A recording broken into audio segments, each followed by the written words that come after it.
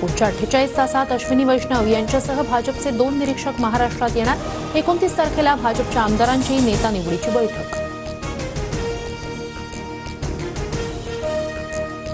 मुख्यमंत्रीपदासाठी देवेंद्र फडणवीसांच्या नावावर दिल्लीत शिक्कामोर्तब। गृहमंत्रालयही फडणवीसांकडेच राहणार, सूत्रांची माहिती। एकनाथ शिंदेंकडे नगरविकास खातं कायम, तर अजितदादांकडे पुन्हा अर्थ खातं जाणार असल्याचीही सूत्रांची माहिती।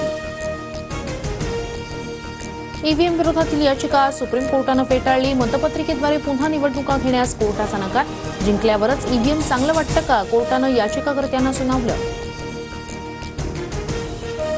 भारत जोडो नंतर काँग्रेस आता ईव्हीएम छोडो यात्रा काढणार। अध्यक्ष मल्लिकार्जुन खरगेंची घोषणा।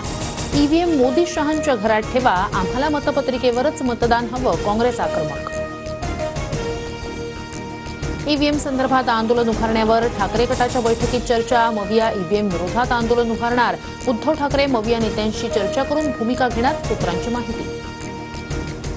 ईव्हीएम विरोधात आता मागे हटायचं नाही। पराभूत उमेदवारांना शरद पवारांचं आवाहन। कायदेशीर लढाई लढण्यासाठी वकिलांची टीम करण्याचाही निर्णय, सूत्रांची माहिती। शरद पवार नावाचा अध्याय महाराष्ट्राच्या राजकारणातून संपला। पवारांना आता सेवानिवृत्ती घेण्याची गरज। भाजप आमदार गोपीचंद पडळकर यांची टीका। आम्ही काम करत नाही, सिद्ध करून दाखवा। राऊतांच्या आरोपांवर माजी सरन्यायाधीश चंद्रचूड पहिल्यांदाच बोलले। सुप्रीम कोर्ट सुनावणी कधी घेणार हा राजकीय पक्षाचा अधिकार नाही। एएनआयच्या मुलाखतीत चंद्रचूड यांची प्रतिक्रिया। मुख्यमंत्री एकनाथ शिंदे यांचा राजीनामा। काळजीवाहू मुख्यमंत्री म्हणून राज्याचा कारभार पाहणार। नव्या मुख्यमंत्र्यांबाबत सस्पेन्स कायम।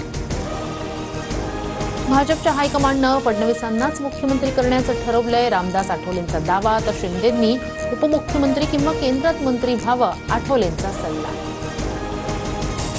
आम्ही एकनाथ शिंदेंना किंवा एकनाथ शिंदेंनी आम्हाला कोणताही शब्द दिला नव्हता। मुख्यमंत्रीपदाबाबत भाजप नेते रावसाहेब दानवे यांची प्रतिक्रिया।